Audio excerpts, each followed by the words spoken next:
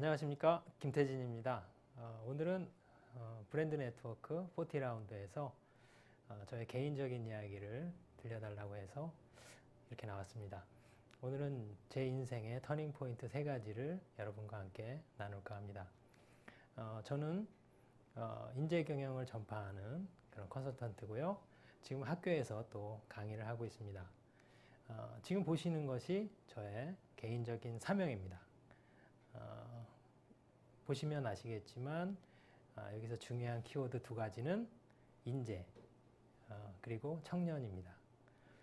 이 중에서 첫 번째 사명이라고 할 수 있는 1000만 젊음의 삶을 바꾸는 것, 이것이 어떻게 저의 삶에 들어오게 되었는지 3가지 장면으로 여러분들과 함께 나누겠습니다. 첫 번째 장면은 1998년 여름으로 거슬러 올라갑니다. 그때 31살 먹은 백수가 있었습니다. 그 백수는 문학을 전공했고 오랫동안 이제 군대를 늦추다가 늦게야 군대를 갔기 때문에 아주 늦게야 사회에 나왔는데 아무데도 받아주는 곳이 없었습니다. 그런데 그냥 놀고만 있었던 건 아니고요. 인터넷 기획이라는 것을 해보고 싶었습니다. 그래서 혼자 독학으로 열심히 컴퓨터 앞에 앉아서 인터넷 기획이라는 것을 배우고 있었는데 그때 그 청년에게 2가지 선택의 기회가 주어졌습니다. 그렇게 하고 싶던 인터넷 기획을 할 수 있는 기회를 주겠는데 대신 조건이 아르바이트생으로 하라는 것입니다. 그 조건을 받을 것인가 받지 않을 것인가 잠시 고민한 그 청년은 하겠다라고 해서 그 조건을 받아들입니다. 근데 여러분들 아시겠습니다만은 보통 아르바이트생 하면은 10대 초반이나 10대 후반이나 20대 초반 사람들이 주로 하죠. 근데 회사에 31살 먹은 아르바이트생이 돌아다닌다고 생각해 보십시오. 그 분위기 상당히 좀 칙칙합니다. 그래서 나쁜 사람들은 아닌데 조금씩 이렇게 피하게 되는 그런 게 있습니다. 그래서 그 청년은 본의 아니게 왕따가 되었고요. 혼자서 열심히 일만 하는 그런 생활을 해야 했습니다. 그러다가 세상이 완전히 바뀌었습니다. 인터넷이라는 것이 우리 삶에 막 밀려오면서 그때 인터넷 기획자를 찾는 데가 여기저기서 막 나타나기 시작했고요. 그 청년은 갑자기 아르바이트생 신분으로 임원실에 불려가서 프레젠테이션을 해야 했고 기획서를 작성해야 하고 사업 제안서 같은 것도 만들고 하면서 여기저기 불려다녔습니다. 그러다가 6개월 후에 다시 사업체가 이렇게 만들어지면서 그 아르바이트생은 단박에 팀장이 되었고요. 그렇게 해서 많은 사람들을 거느리는 그런 역할을 하게 되었고요. 그 뒤로 8년 후에는 임원이 되었습니다. 돌이켜보면은 여러 가지 우연과 행운들 이런 것이 따라와서 그런 일들이 벌어졌는데요. 그런 중에서 가장 중요했던 것은 이 청년의 삶에서 가장 해보고 싶은 분야가 이제 다가왔다는 것입니다. 그 팀장을 하면서 인터넷 기획을 시작으로 정말 많은 일들을 하게 되었는데요. 그러다가 경력의 후반부쯤에 HR이라는 것을 만나게 됩니다. HR이라는 것은 사람을 어떻게 길러내고 그 사람이 얼마나 의욕적으로 일하는 조직을 만들고 사람과 사람들끼리 얼마나 시너지를 만들어내서 남들과는 다른 차별화된 가치를 만들어낼 것인가 그런 거를 연구하는 그런 분야고 그런 일을 하는 분야인데 그 일이 너무 좋았습니다. 그리고 보람이 있었습니다. 그래서 이 청년의 이막은 HR을 만나게 된 것 그런 걸로 선정해 볼 수 있겠고요. 2번째 장면은 죽음의 문턱에서라고 제목을 붙여보았습니다. 팀장이 되고 참 많은 일들, 많은 사람들을 거느리면서 많은 일을 해야 하다 보니까 좀 과로를 하게 됐습니다. 근데 몸을 돌보지 않고 열심히 달린 그 결과는 상당히 혹독했는데요. 팀장을 맡고 4년 후에 큰 병을 얻게 됩니다. 그래서 투병 생활을 해야 하고 그다음에 죽음의 문턱까지 가서 큰 수술을 받게 됩니다. 다행히 그 수술 결과가 좋아서 다시 태어난 그런 삶을 부여받게 되었고요. 그래서 건강을 회복하고 잘 살게 되었는데 그때 일입니다. 투병 중에 스트레칭을 하고 편안하게 누워서 이제 쉬고 있을 때였습니다. 그때 눈을 감았는데 갑자기 머릿속에 어떤 영상이 펼쳐졌습니다. 어떤 영상이었냐면 넓은 바다가 보이고요. 그 넓은 바다가 보이는데 거기에 배들이 많이 떠 있었는데 해가 지고 있었습니다. 하늘과 바다로 온통 붉게 물들고 있는데 그 위로는 아주 어두운 이제 어둠이 내리고 있는 거죠. 근데 이 영상이 내 머릿속에서 왜 떠오르는 걸까 하고 의아하게 생각하고 있었는데 잠시 이제 그 그림을 그 영상을 이제 보고 있자니 배들이 있지 않습니까? 그 배들 위에는 저와 인연이 있었던 사람, 저와 추억을 함께 나눈 사람, 제가 잊을 수 없는 그런 사람들이 그 배 위에 한 명씩, 두 명씩 이렇게 타고 있는 겁니다. 그 순간 문득 이런 생각이 들었습니다. 사람이 죽을 때가 되면은 자기 삶을 한 번씩 이렇게 돌아보고 그런다고 하는데, 이게 죽을 때 맞이하는 그림이다. 그런 생각을 하게 됐는데요. 그러고서 이제 그 영상을 다시 한번 보니까 바다는 너무 넓은데 그 떠 있는 배들은 그 수도 몇 개 되지 않고 크기도 너무 작고 그러니까 너무 초라한 겁니다. 내 삶이 정말 별게 없구나. 그런 생각을 하고 있는데 그 순간에 어둠은 점점 짙어지면서 하늘과 바다를 이렇게 덮어오고 있었는데 너무 무겁게 이렇게 내리는 느낌이었거든요. 근데 그 순간에 그 어둠이 회한이랄까? 후회랄까? 그런 단어를 떠올리게 했습니다. 그 순간 머릿속을 탁 치는 생각이 있었습니다. 아무리 즐겁고 행복한 삶을 산다 하더라도 추억은 후회를 이길 수 없다. 죽음을 맞이하는 그 순간에는 반드시 후회가 이길 수밖에 없다. 그런 깨달음을 얻게 됐고요. 그래서 수술을 한 후에 병원에 입원한 상태에서도 계속 그런 생각을 하고 있으면서 그럼 어떻게 하면 나는 나머지 다시 부여받은 삶에서 후회하지 않는 삶을 살 것인가 그런 고민을 했습니다. 그러던 중에 결론을 얻었죠. 더 이상 직장인으로 살아가지 않고 독립을 하겠다. 그것이 첫 번째였고요.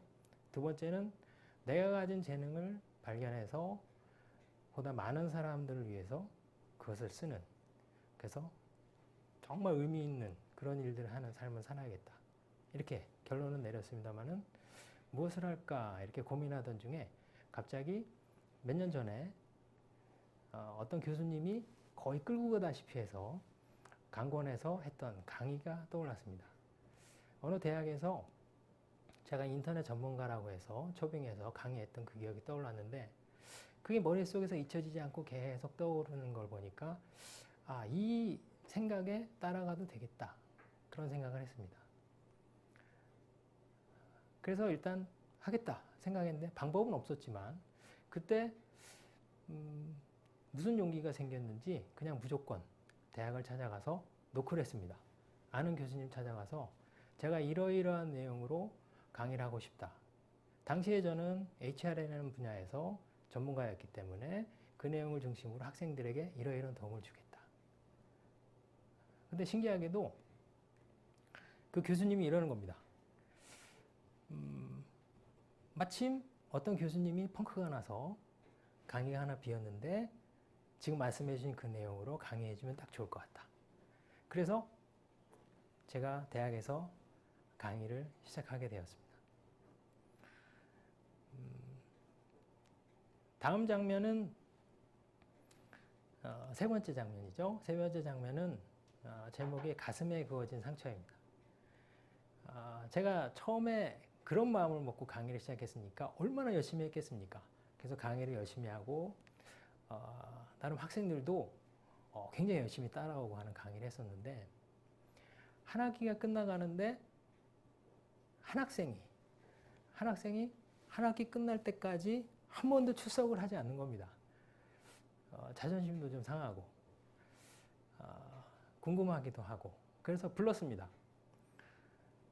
학과에 수소문을 해서 그 학생을 오라고 해서 앉혀놓고 얘기했습니다. 무슨 일인가 물어봤는데 그때 예상치 못한 답을 들었습니다. 자기는 자포자기한 삶이니까 별로 상관없다. F를 주셔도 상관없고 뭐 어떻게 하셔도 상관없다. 그러면서 서둘러 저와의 얘기를 끝내려고 하는 그런 태도를 보이는 겁니다. 궁금해서 물어보니까 집은 가난하고 지금 자기가 다니는 학교와 자기 전공으로는 도저히 취업할 가능성도 없고 학교에서 어떻게 졸업을 하면 좋지만 졸업 안 시켜줘도 어쩔 수 없고 그러면서 무엇을 하고 있냐면 당시에 시급 2,500원짜리 아르바이트생으로 자기 생활비 벌고 집에도 좀 보태고 하면서 그런 삶을 살고 있는 학생이었습니다. 그런데 그 앞에서 저는 아무것도 할 수 없었습니다.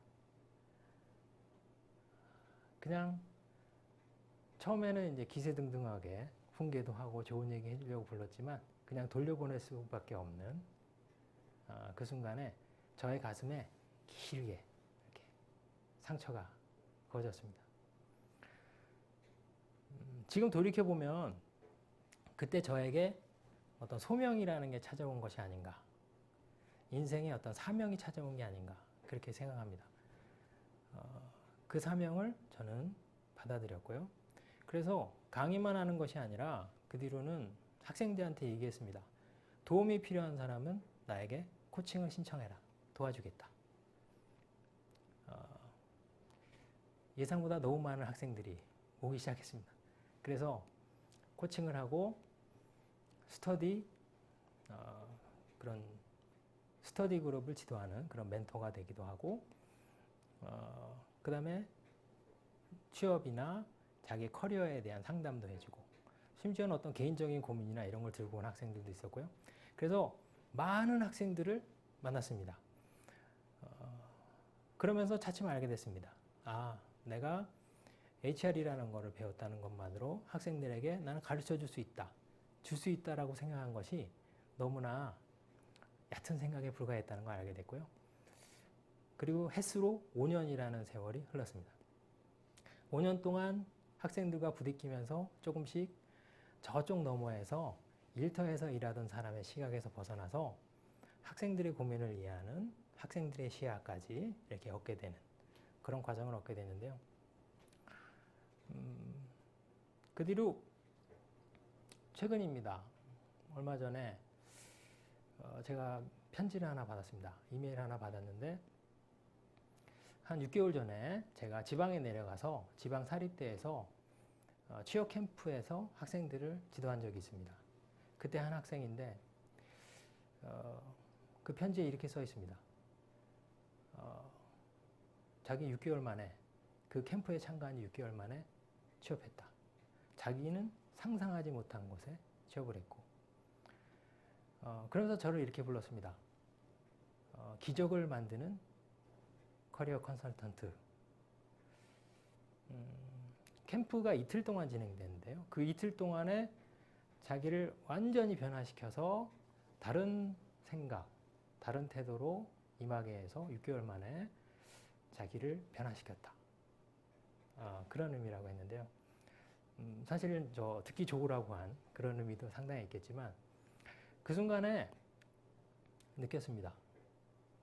갑자기 5년 전 기억이 떠오르면서 5년 전에 저의 가슴에 이렇게 그어졌던 상처가 조금 이렇게 아물어드는 그런 느낌을 받았습니다. 아직 저의 이야기는 이제 3가지 이야기는 끝났지만 여전히 진행 중입니다. 앞으로는 저의 책을 통해서 또 저의 강연을 통해서 또 여러 가지 매체를 통해서 보다 더 많은 학생들을 만나고 그런 학생들을 돕는 그런 일을 할 것입니다. 그리고 요즘은 학생들을 돕는 좋은 멘토분들이 많거든요. 그 멘토분들과 함께 좀 더 큰 그림을 그려보려고 하고 있습니다. 저 멀리 등대가 빛나고 있거든요. 그 등대의 첫머리엔 이렇게 써 있습니다. 1000만 젊음의 삶을 바꿔라. 그래서 오늘도 저는 그 등대를 바라보면서 열심히 달려가고 있습니다. 저의 개인적인 이야기였는데 함께 해주셔서 정말 감사합니다.